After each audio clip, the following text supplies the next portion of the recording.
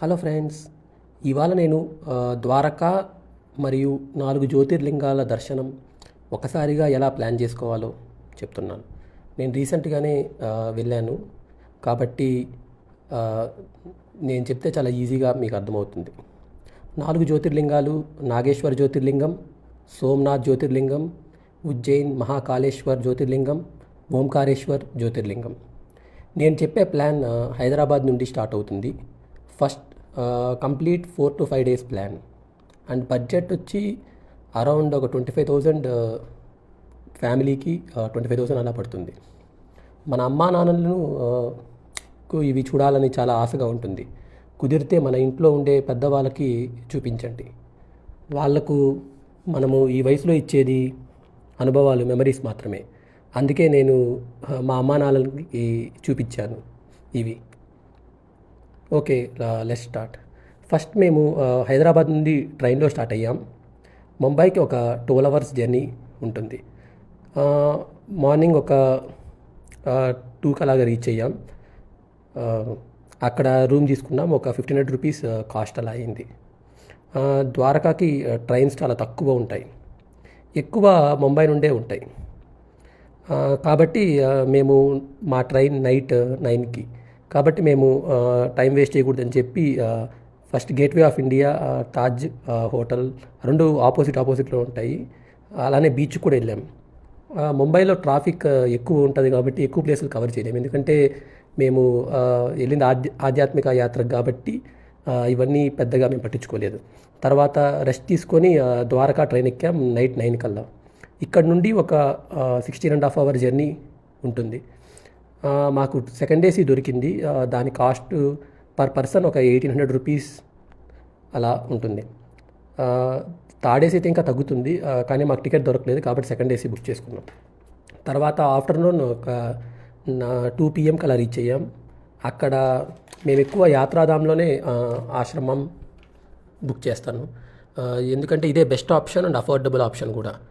ఎందుకంటే మిగతా చోట కన్నా ఇక్కడైతే కొంచెం రూమ్స్ కూడా చాలా బాగుంటాయి, అందుకే నేను ఎక్కువ ఇదే ప్రిఫర్ చేస్తాను.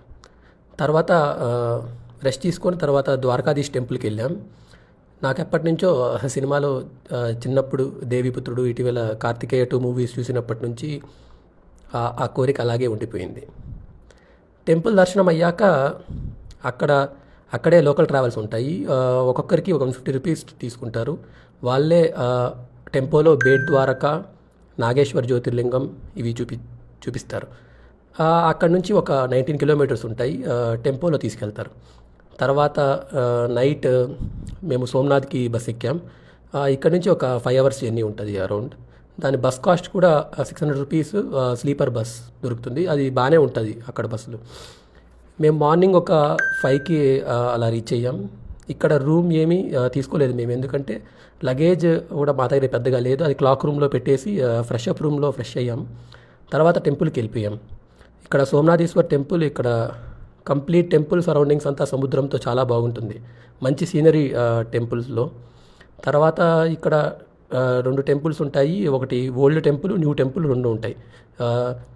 కొన్ని లోకల్ టెంపుల్స్ కూడా కవర్ చేసాం మేము. అది శంకరాచార్య మఠము, రామాలయము, త్రివేణి సంగమము, ఇవి చాలా బాగుంటాయి ఇక్కడ.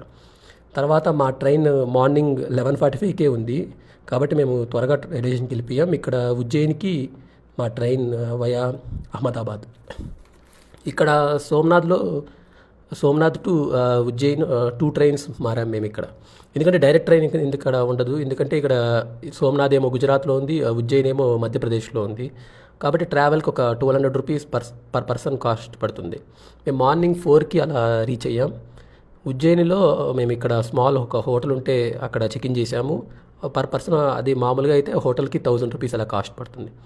మేము 6కి టెంపుల్కి వెళ్ళాం. ఇక్కడ ఒక 2 hours పట్టింది. డైరెక్ట్ 200 రూపీస్ టికెట్ తీసుకుంటే త్వరగానే అయిపోతుంది దర్శనం. అక్కడ సరౌండింగ్స్లో టెంపుల్ చూసాము. 11:30కి మళ్ళీ స్టార్ట్ అయ్యాము, ఎందుకంటే ఇక్కడ నుంచి ఓంకారేశ్వర్ జ్యోతిర్లింగం ఒక 4 hours జర్నీ.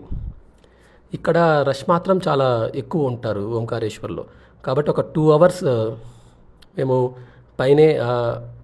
పైగా పడుతుంది. ఇక్కడ బాగా వెయిట్ చేసాం.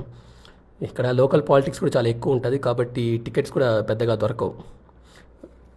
తర్వాత మేము ఇక్కడ నుండి స్టార్ట్ అయిపోయాం. ఎందుకంటే ఇక్కడ నుంచి బస్సులు పెద్దగా దొరకవు. కాబట్టి ఇక్కడ నుంచి ఇండోర్కి వెళ్ళిపోయాం. అక్కడ కొన్ని ప్లేసులు చూసాం. Like Lal Bagh palace. అందులో ఇండోర్ అనేది క్లీనెస్ట్ సిటీ ఇండియాలోనే. నాకు ఇక్కడికి వచ్చాకే తెలిసింది.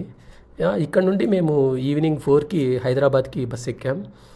ఎందుకంటే ట్రైన్లు ఇక్కడ ఫెసిలిటీ చాలా చాలా ఎక్కువ ఉండదు, ఇక్కడ మధ్యప్రదేశ్లో ఎక్కువ. కాబట్టి బస్సు ఎక్కాం. స్లీపర్ ఒక 800 రూపీస్ కాస్ట్ అలా పడుతుంది. ఆ, మీకు ట్రైన్ కావాలంటే ముందుగానే ప్లాన్ చేసుకోండి, లేకపోతే బస్సే కొంచెం ప్రిఫరబుల్ ఆప్షన్ ఇక్కడ. మా తర్వాత మేము మార్నింగ్ ఒక 10 కల్లా హైదరాబాద్ రీచ్ అయ్యాం.